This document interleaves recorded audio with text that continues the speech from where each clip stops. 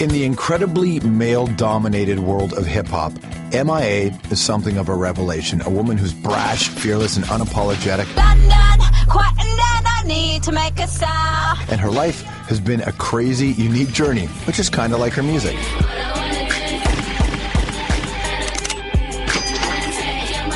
Born in London, her family moved to Sri Lanka when she was a baby. Her father, a Tamil militant, fought against the government. And as the country fell into civil war, M.I.A.'s family was on the run. India, back to Sri Lanka, back to India, and finally, at 11, back to London, England as a refugee. Now, despite the chaos, M.I.A. actually always did well in school and showed promise as a visual artist. In 2001, she designed an album cover for the band Elastica and got to follow them on tour. There, she met Canadian electropop artist Peaches, who encouraged M.I.A. to make music of her own, and make it she did. In 2005, she dropped a record called Arular, named after one of her parents. A mix of rap and electronica, had a global perspective, and nobody had heard anything quite like it. In 2007, she released a record called Kala, named after the other parents. That was a huge critical success, and the song Paper Planes was everywhere on the radio. Her latest record was called M.I.A., which was named after herself, and she's got plenty to talk about. Relationship stuff, a new son, a controversial New York Times article, and the dangers of pushing the boundaries.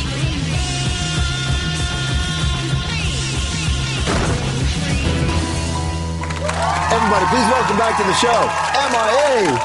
Thanks for being here. Thanks for coming in. Good seeing you. How are you? Thanks for having me again. It's a pleasure to have you back, miss. You've had a lot's happened in your life since then. Mm-hmm. I'm always curious about people who have stories to be told and are willing to tell them. And I'm just curious about you getting to the stage. I mean, so much has happened since the last time you've been on the program, including a brand new record. I know that one was named after a father, one was named after a mother, now the one's named after you.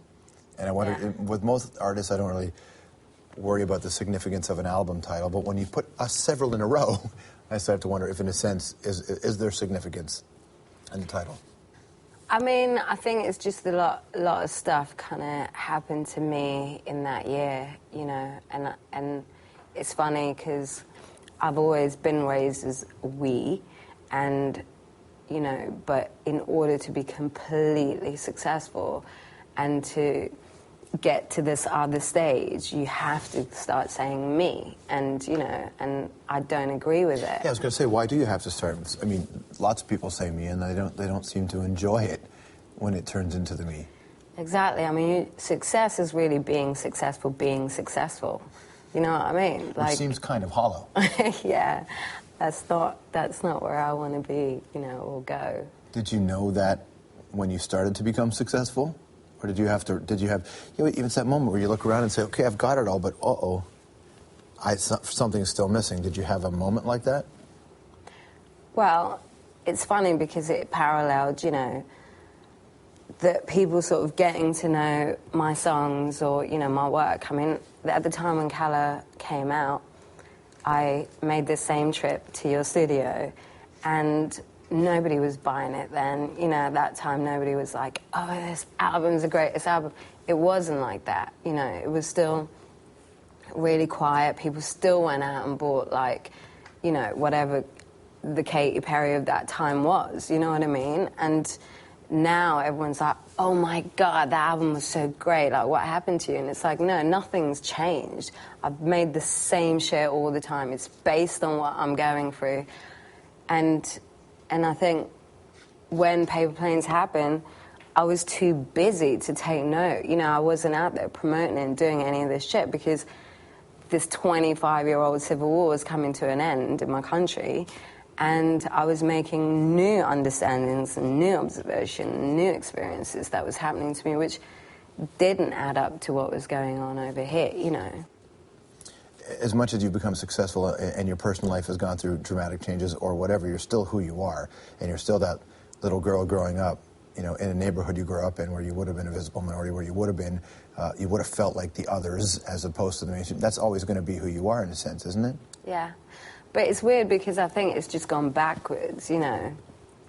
Like in the beginning, when I came out as an artist, the internet helped to do that, break down the walls and sort of build these bridges, and, you know, which is why I think I was even able to come out in the first place.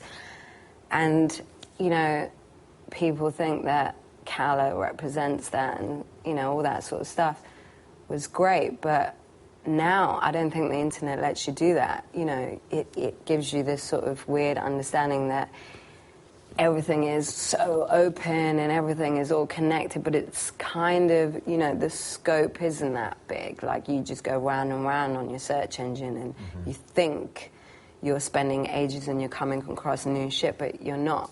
Whereas before, I think, an artist like me, I was able to put work out, and it wasn't just a video or a song, but you could have a story and you could have a photograph and you had, you know, you could feel it and touch it, and you could go and Google what the is up in Sri Lanka, or you could Google, you know, where I went to school and who else went there and what happened and da-da-da-da-da. Like, that's the thing about promoting. I think that was the best thing about the internet, is you could be an artist with so many pieces to the puzzle, with so much shit to your story, but everything was like findable, searchable, and you could find the truth of it, you know, no matter what is printed in the media. What did you think about when you read the New York Times article, what did you think? Did you feel like it was a hit job on you? But no, I mean, I knew it was gonna be, because I said the New York Times, you know, and I still say the New York Times, because I just think that they have a responsibility to, you know, not be so sort of blind to what's going on in Sri Lanka politically, you know. Like, I don't think it's as personal, because they put me on the cover of the New York Times on, like, Memorial Day. The person who had that cover the year before was Clinton. And I got, like, 12 pages or something, which is, like, twice as much as he did. And I just thought it came at a time in America, you know, during when they were like, hey, we're open to discussion. We like the other. We're going to embrace the other. Welcome. We're going to put you on the cover. And then just, like, stab it in the back and be like, actually, this doesn't stand for anything. So it's almost like saying we can embrace the other, but the other has to become American or not stand for anything and not be raising anything we're not comfortable enough to deal with yet. And I think it just came at a time, you know, when, you know, Obama himself is having to deal with issues like that, Islam, and letting, you know, I'm not Muslim, but I definitely sense, like, Islamophobia in America, you know, like, I'm not going to lie about it. And then you sense it in England as well? I mean, there's, like, yeah, there's definitely surges of it and stuff, even though, like, it's, you know, England's been so tolerant for so many years, but that's what I'm saying, like, nowadays, I feel like it's coming back, that whole sort of extreme thinking, and on both sides, you know. Do you feel pressure, being the first Sri Lankan Tamil to get to this place? No, I just don't like the fact that anyone gets to tell you this is what you should be doing, and this is the idea of your success, and this is what I can compute, you know. And that's, like, that was my issue, because, you know, I took the journalist out to, like, you know, Muslim kebab shops in London, and, like, you know, the Gobon Road in West London full of Moroccans and stuff like that. But all that got edited out of the story, so it was already like she had an agenda to... Is that why you posted her number? Because bad press is one thing, but posting her number, is that why you did that? I don't know. You know what? Her dad invented the email. Yeah, her dad? Yes. The first ever email in the world was sent out from Lynn Hirschberg's bedroom, okay? That's why I tweeted it. I just want the world to know, because it was about time she got an email address, because she doesn't have an email address and she doesn't use the internet. And I thought, since she inflicted the email on the rest of the planet, she should have one and know what it feels like. One of the times when M.I.A. was on our show, she told her best story ever involving going back to like the factory of a really intense fan. We'll find out in Anthropology if she's had any more of those dangerous experiences. More with M.I.A. when we come back. All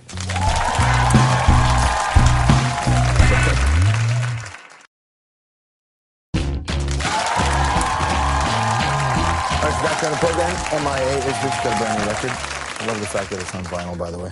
Do you listen to your own record on vinyl? Do you ever have those moments? No, No. No, I don't. All right, anthropology. What is your karaoke song? You walk into a karaoke bar, for sure you're going to do this. X-ray specs. Do you find that a lot of karaoke, if they don't have that, because that's a pretty hip selection? They don't have it, but I just sing it anyway. Free adolescent. It's the only one I can do. You get Phil Collins and you just sing X-ray specs over it. Yep. Nice. What's the strangest fan mail you received? Your best story ever you told was a crazy one about how some guy wanted you to go back to his place and you did, and then he wouldn't let you go. Oh, my God. But why has that got more hits than, like, my video? Because it's a hell of a story. That's so crazy. I've seen that, and I'm like, what? But, I don't know, some guy came and, like, wanted me to, like, sign autograph an AK-47 after my show, which was really strange. Did you do it? Somewhere in Nashville. An AK-47 at a show in Nashville? Yeah. That's really disconcerting, isn't it? It is.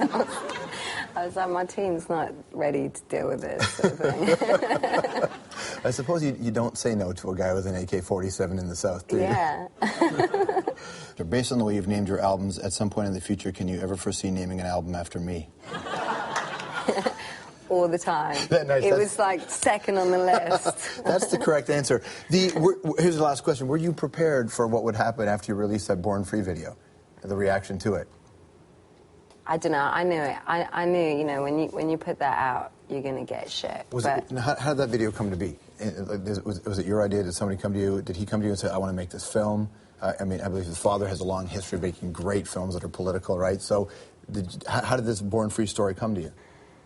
I was sort of talking about the idea of real and fake, and Roman sort of works with shit like that all the time, you know. Mm-hmm. And when I showed him, like, the Sri Lankan execution video and how, you know, no one really cared about it, and the Sri Lankan government was sort of like hacking into the New York lawyer who made it, you know, who proved that it was authentic. They hacked into his Wikipedia and rewrote it and stuff. Mm-hmm. And it was really funny, so I was showing him all this shit, you know, saying, this is so intense, like, that even governments go to that level and sort of stoop to the sort of hacker mentality stuff, you know.